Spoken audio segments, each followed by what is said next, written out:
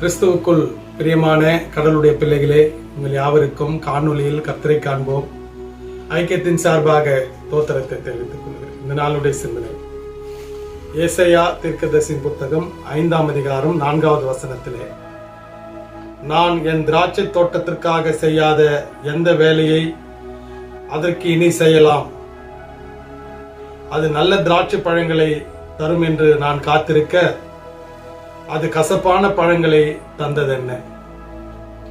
எனக்கு பிரியமான இறை மக்களே, ஏசாயா அவர்கள் ஒரு ஓமையை இங்கு பதிவு செய்கிறார். ஆண்டவருடைய திராட்சை தோட்டத்திலே நல்ல கனி கொடுக்கும் என்று அந்த நல்ல நிலத்தில் தரமான திராட்சை செடி நடப்பட்டு காவல் கோபுரம் கட்டி மிகுந்த தரமான திராட்சை கொலை கொடுக்கும். அதை பிழிவதற்கு ஒரு ஆலையை உருவாக்கி கடைசி அறுவடை நேரத்திலே காத்திருந்த போது அது கசப்பான பழங்களை தந்ததாக 4வது வசனத்திலே இப்போது வாசிக்கப்பட்டது.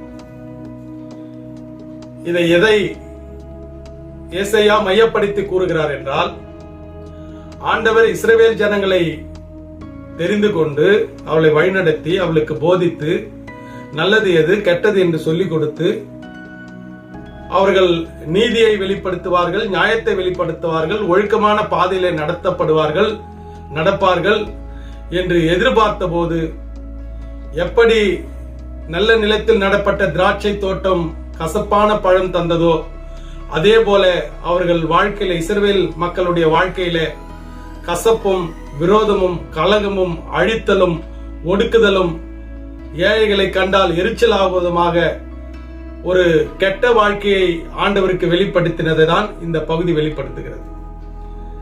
அப்ப இதிலிருந்து நாம் தெரிந்து கொள்ளக்கூடிய சிந்தனை என்ன என்று சொன்னால், இந்த பகுதியிலே சொல்லப்பட்ட சம்பவம் இன்றும் கிறிஸ்தவர்களுக்கு ஒரு பொருத்தமானதாக இருக்கிறது.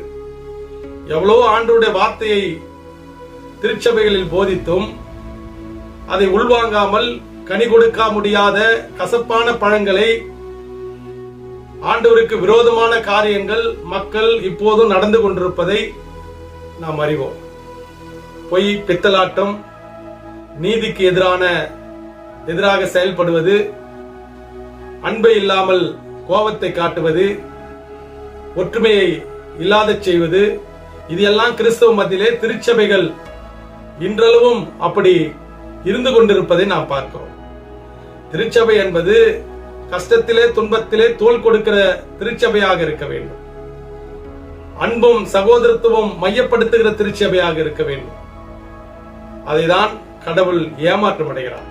ஆனால் கடவுளுடைய பிள்ளைகளே, நீங்களும் நானும் நாம் எந்த நிலையில் இருக்கிறோம்?